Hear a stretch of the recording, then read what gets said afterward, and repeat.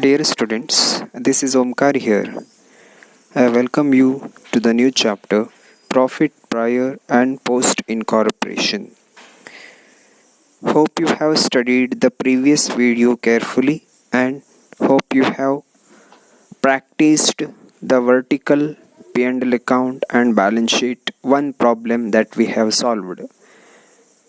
Further problems on that particular chapter can be studied by analyzing your question paper and other important questions. That previous chapter, vertical P&L account and balance sheet, is very easy chapter. One problem you just make it perfect, which is solved in the previous video, so that you can solve any problem from the question paper. So in this video, let us move on to our new chapter, that is profit prior and post incorporation theory parts. Okay. From this chapter, profit prior and post incorporation theory parts. So, in the examination, 2 marks and 5 marks theory will be asked generally, and with concern to the problematic parts, this particular theory is a base for 5 marks and 10 marks compulsory problem in the examination. So 5 marks or 10 marks, one compulsory problem will be asked in the examination, which is concerned to profit prior and post incorporation. For those problems, this theory is very important. So let us move on to this particular theory part of this profit prior and post incorporation. Two important meaning you have to study in this particular chapter. Basically, profit prior to incorporation. Okay, it means the profit, the total or a sum of the profit of any company before it is incorporated, or incorporation here in the sense merging or takeover or mixing of one company to another with another. So such corporate restructuring is called as incorporation. So once the company is incorporated, whatever the profit earned by the company previous or prior or before incorporation is called as your profit prior to incorporation. In simple words, this profit prior to incorporation means profit before merger. So the next term is profit post incorporation. It means it is a sum of profit earned by a company after incorporation, in the sense after merging with another company. And in the examination, the total mixed profit will be given for you, and with the help of that you have to separate the profit in two major aspects, that is profit prior to incorporation and profit post incorporation. For that reason, you have to apply some important ratios, and those ratios are the base for your calculation part. So let us understand the ratios. Some important ratio that you have to study for the calculation of profit prior and post incorporation. Okay, so P&L account will be given to you, in which both profit prior and post incorporation will be mixed in that P&L account. You have to separate that P&L account in separate two parts, that is profit prior to incorporation and profit after incorporation. From the mixed P&L account, you have to divide the profit into two parts: profit prior to incorporation, profit post incorporation. Okay, that means profit before incorporation, profit after incorporation. For that reason, you should understand some ratios. You have to note this particular one main important nature of the item and base of the ratio section. You have to note down it in your notebook So this is the base for your total calculation. So in the examination or in the question paper, in the question, gross profit or loss will be given. You have to treat it with sales ratio. You should note it.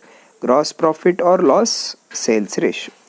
Then second one, cost of goods sold or purchases and expenses like carriage inward and all will be given in the question. For that you have to apply weighted sales ratio. And what is this sales ratio, what is this weighted sales ratio, that we will see in the next particular video during the solution of the problem. Okay, now we are going to finish the theory parts. So you should note these particular important nature of the item and base for the ratio. Okay, you should note it in your notebook. This is the base for your next calculation part. So gross profit sales ratio, cost of goods sold, purchases and expenses like carriage inward, weighted sales ratio. Okay, then all fixed expenses like salaries, rent, taxes, insurance and depreciation on fixed assets, other expenses like postage and telegram, office expenses, miscellaneous expenses. For such items you have to apply time ratio. Okay, so three ratios are here now: sales ratio, weighted sales ratio and time ratio. So next one is some other items such as all variable expenses, which is concerned to sales. Okay, noted, such as commission to salesmen, advertisement, discount allowed, discount received, bad debts, traveling expenses, selling expenses, carriage outward and provisions for doubtful debts. So this will come under again sales ratio. Okay, sales ratio twice appeared now here. First one it was sales ratio only, and another these items whatever in the fourth head also will come under sales ratio. Note this. Next one is expenses of purchasing of company. Okay, so one company purchases another company or take over the business of another company. In such cases, some purchasing of company related expenses will incur. So such as preliminary expenses, director's fees, company secretary's salary, MD's salary, underwriting, commission, discount on shares, debentures, donations given, goodwill. Okay, such important items, for such items you have to apply this ratio, that is called as post incorporation. Okay, note it, post incorporation. So next is sixth head, the items such as expenses relating to pre-incorporation period. Okay, that means before merging period, before incorporation period, such as manager's salary, interest on capital, commission on any remuneration, commission or any remuneration paid to the partners, etc., will be covered under the head pre-incorporation period. Okay, note this.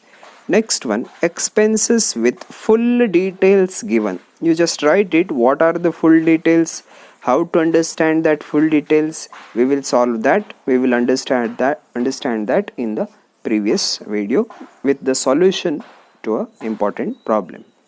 Details given like interest paid to any parties, increase in rent, taxes and rates. Such information, such items will be covered in the head actual ratio head. So what is this actual ratio, what is this pre-incorporation, post-incorporation, time ratio, sales ratio, weighted sales ratio, all the right hand side column, in the column what you have written now, that will be studied and that will be applied in a problem that we are going to solve in the next class. So till that, you just write these particular 7 important major heads. I will share these snaps to you in the WhatsApp groups. So note it down first. So based on this, your problem will be solved in the next class. Note it down. Thank you.